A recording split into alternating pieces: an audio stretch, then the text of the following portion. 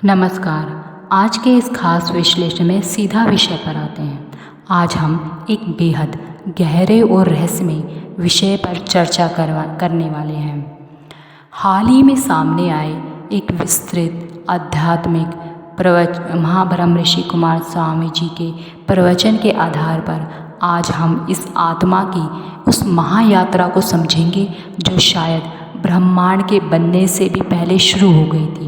यह सिर्फ कोई आम कहानी नहीं है, बल्कि अत्यधिक कष्टों से लेकर अंतिम आध्यात्मिक मुक्ति तक की एक पूरी कॉस्मिक टाइमलाइन है। चलिए शुरू करते हैं। इस विश्लेषण का सफ़र कुछ ऐसे आगे बढ़ेगा।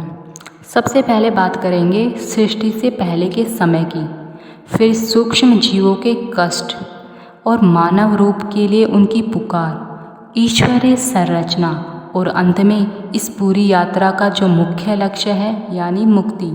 बस इन्हीं पड़ावों से होकर गुजरेंगे हम।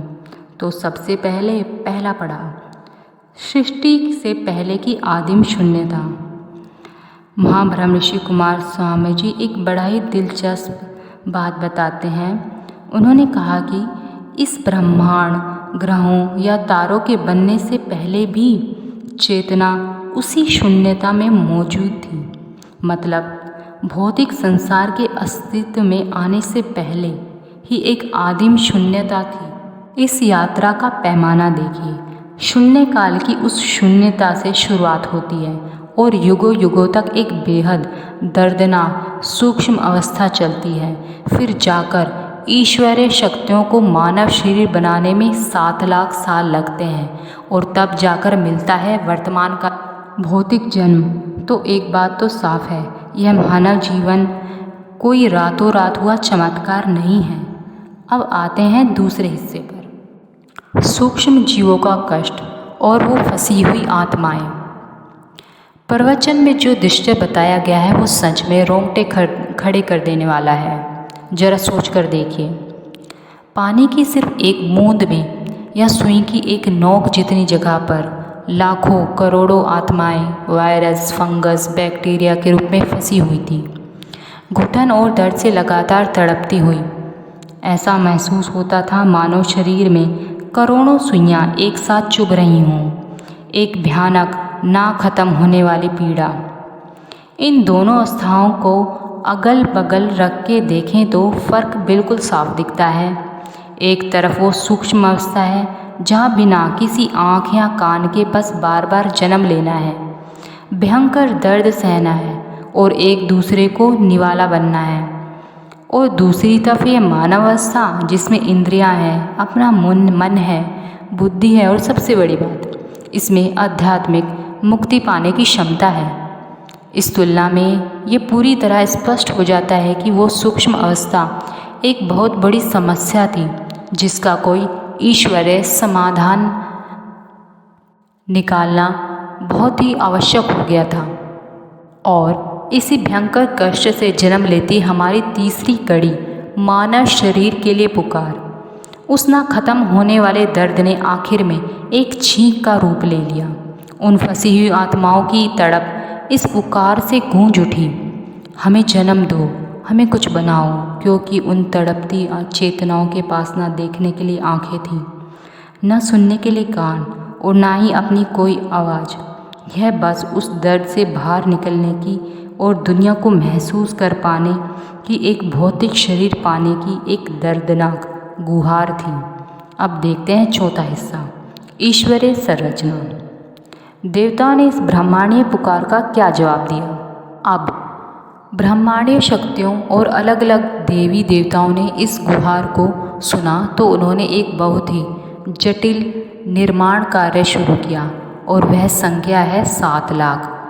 प्रवचन में बिल्कुल स्पष्ट रूप से बताया गया कि मानव शरीर का यह ब्लूप्रिंट बनाने, अलग अलग प्रयोग करने और इसे पूरी तरह से इंसानी रूप में ढालने में पूरे 7 लाख साल लग गए। मतलब यह कोई 1-2 दिन का काम नहीं था, बल्कि ईश्वरीय शक्तियों का एक बहुत लंबा और थका देने वाला अनुसंधान या कहिए रिसर्च था।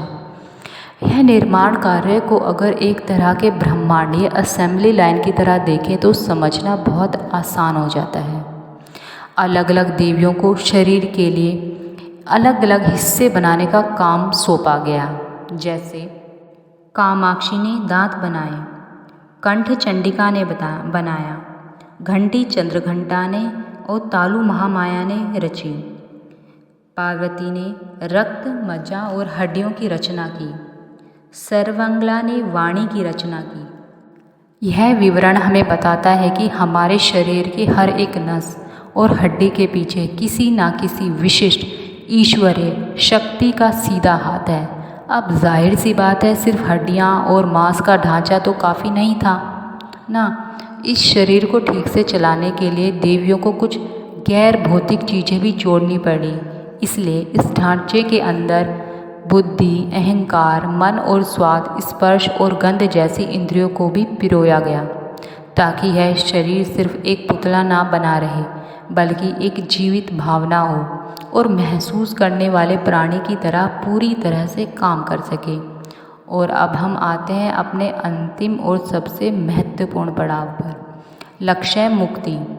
अब एक बहुत ही बड़ा सवाल उठता है, देवताओं ने 7 लाख साल लगाकर इतना जटिल शरीर आखिर बनाया ही क्यों? इसका सीधा सा जवाब है मुक्ति। मूल स्रोत के अनुसार मुक्ति का मतलब है उस दर्दनाक सूक्ष्म पुनर्जन्म के चक्र से हमेशा के लिए छुटकारा। यह मानव जीवन केवल सांसारिक भोग विलास के लिए नहीं बना, बल्कि इसे एक ऐसे खास उपकरण की तरह डिज़ाइन किया गया है जिसका उपयोग करके आत्माएं परम सत्य में विलीन हो सके और उस भयानक सूक्ष्म पीड़ा से हमेशा के लिए आज़ाद हो सके। इस परमावस्था तक पहुँचने का रास्ता भी प्रवचन में काफ़ी स्पष्ट बताया गया है। पहला चरण, यह भौतिक मानव जन्म प्राप्त करना, जो कि अपने आप में एक बेहद दुर्लभ अवसर है। दूसरा चरण, विशिष्ट आध्यात्मिक पाठ या मंत्रों का उच्चारण करना। और अंतिम तीसरा चरण, मुक्ति प्राप्त कर लेना, इस जन्म मरण के दर्दनाक चक्र से हमेशा हमेशा के लिए बाहर निकल जाना। तो इस पूरी चर्चा के बाद ये अंतिम और गहरा सवाल खड़ा होता है, 7 लाख सालों की कड़ी मेहनत से बनाए गए इस शरीर का क्या किया जाना चाहिए? क्या इस इतने अनमोल ढांचे को सिर्फ सांसारिक चीज़ों में ही उलझाए रखना सही है, या फिर इसका प्रयोग उस परम शक्ति को पाने के लिए किया जाना चाहिए जिसके लिए करोड़ों आत्माएं आज भी तड़प रही हैं? यह सच में हमारे अस्तित्व के असली उद्देश्य पर गहराई से सोचने को मजबूर कर देता है। आज के इस विश्लेषण में बस इतना ही। सीखते रहिए और विचार करते रहिए।